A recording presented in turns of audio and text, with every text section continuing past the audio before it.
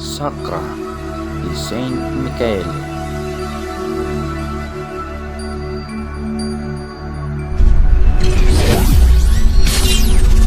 Welcome to my YouTube channel.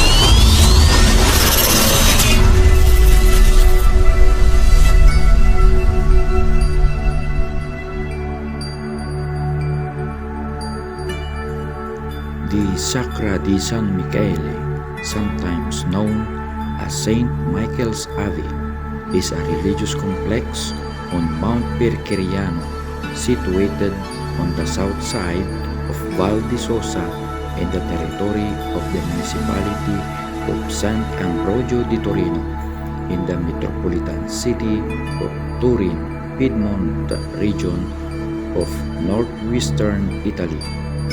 The abbey, which for much of its history was under Benedictine rule, is now entrusted to the Rosminians. A special regional law acknowledges it as the symbolic monument of the Piedmont region. This monumental abbey served as one of the inspirations for the book The Name of the Rose by Umberto Eco. According to some historians, in Roman times, a military stronghold existed on the current location of the abbey, commanding the main road leading to Gaul from Italy. Later, after the fall of Western Roman Empire, the Lombards built a fortress here against the Frankish invasions. Little is known of the early years of the abbey. The oldest extant account is that of a monk, William, who lived here in the late 11th century and wrote a chronicon Cui Nobili Sancti Michaelis di Clusa. He sets the foundation of the abbey in 966, but in another passage, the same monk maintains that the construction began under the pontificate of Sylvester II. Is certain is that what is now the crypt was built in the late 10th century, as attested by the Byzantine influence in the niches, columns, and arches. According to tradition, this building was constructed by the hermit Saint Giovanni Vincenzo at the behest of the Archangel Michael, to whom he was particularly devoted, and the building materials which he hermit had collected were transported miraculously to the top of the mountain. In addition, it is noted that the cult of Saint Michael, the Archangel who warned with Lucifer, typically based its churches on pinnacles or hard-to-reach places, for example, Mount Saint Michael in France. The following years, a small edifice was added, which could house a small community of monks and some pilgrims. Later, the abbey developed under the Benedictine rule, with the construction of separate building with guest rooms for pilgrims following the popular Via Francigena, and of church monastery in 1015 until 1035, probably on the remains of the ancient Roman castrum. During Easter in 1098, Saint Anselm Archbishop of Canterbury, visited the monastery to see his nephew Anselm, who was a brother here. The youngest Anselm could go on to serve as abbot of Saint Saba in Rome and Bury Saint Edmunds in England.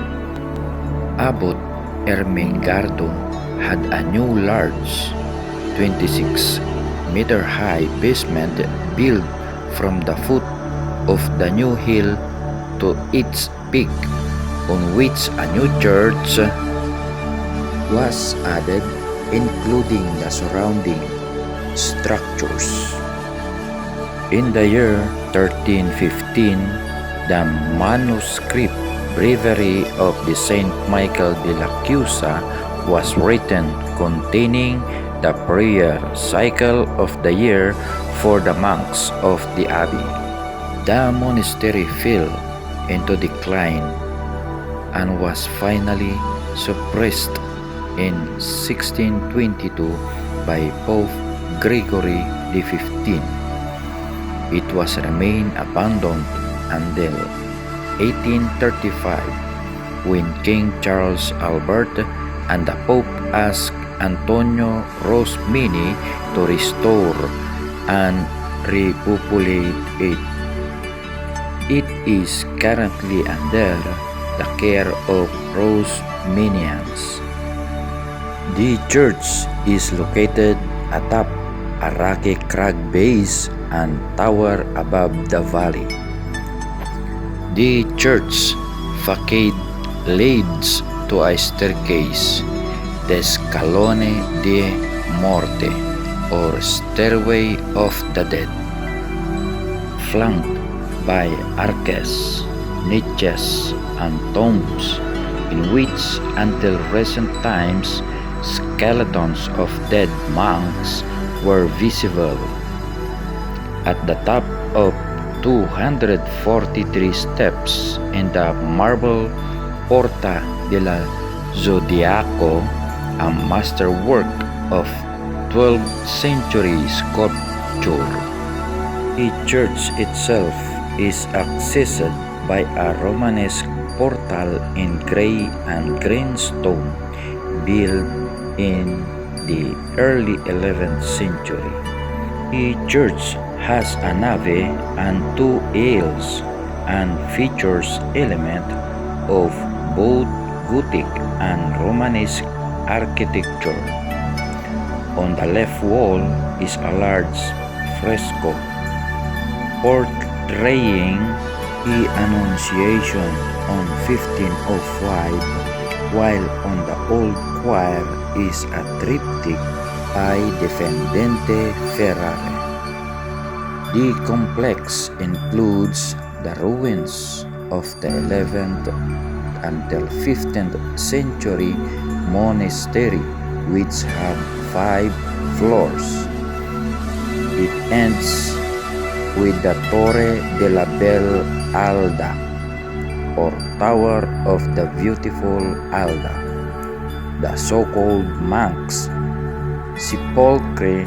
Is probably the remains of a chapel reproducing in its octagonal plans the Holy Sepulchre of Jerusalem. Again, the location is Mount Percheriano in the municipalities of St. Ambrogio di Torino and Chiesa di San Michele in the metropolitan city of Turin, province, part of Italian Piedmont region.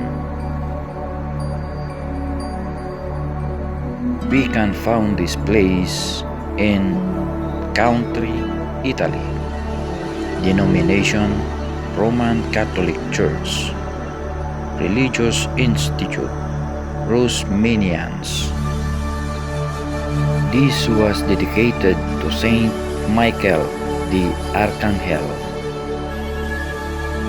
The architecture style of this place is Romanesque and later Gothic architecture. The groundbreaking start when 10th century until 11th century and was completed on 13th century. Mysteriously, the three most important medieval monasteries venerating Saint Michael in Europe are all located on the same axis. One straight pilgrimage route known as Via Sancti Michaelis, going from the Mount Saint Michael in Normandy, France, to Monte Saint Angelo, Monte Gargano in Puglia, Italy. The Sacra di San Michele is located exactly at the midpoint of this 2,000-kilometer-long pilgrimage route.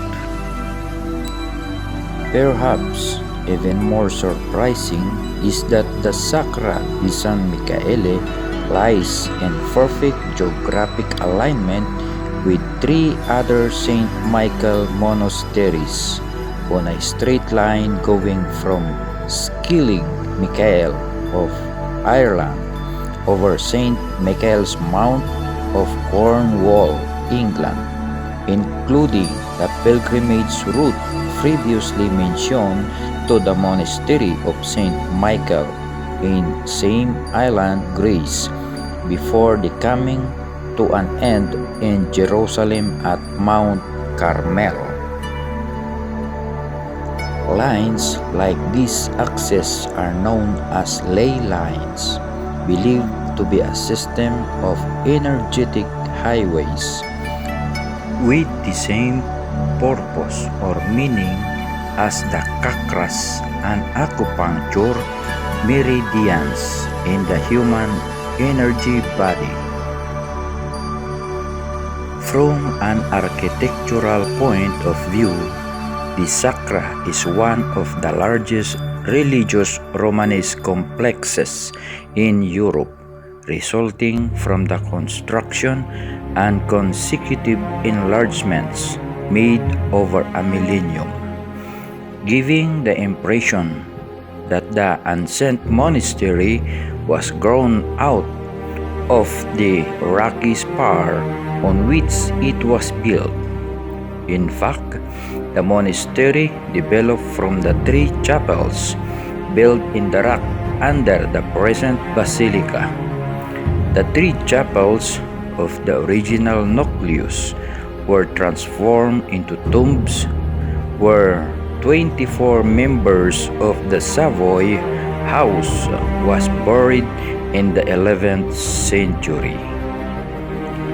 Just like the other sacred sites dedicated to the Archangel, the summit of Mount Percheriano, culminating at an altitude of 962 meters, was not chosen by accident. From earliest times, mountain summits and hills were regarded as the most appropriate places for the verification of the Archangel Michael, probably as a real-life metaphor for his highest place among the angels. A further peculiarity of the Sacra is that it was mainly built with stones of oceanic origin. The calcareous base of the monument stemmed from the seeding of the calcareous plankton mixed with different types of clay carried by submarine currents before the Alps were formed.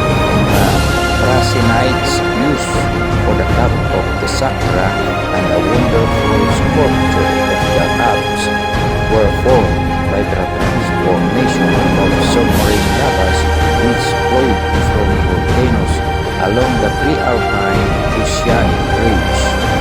Inside the Sacra, you can find materials of ancient coralline origin, marbles of the impressive gateway of the Zodiac. The piece of art is the work of the sculptor Niccolo and local craftsmen beginning of the 12th century.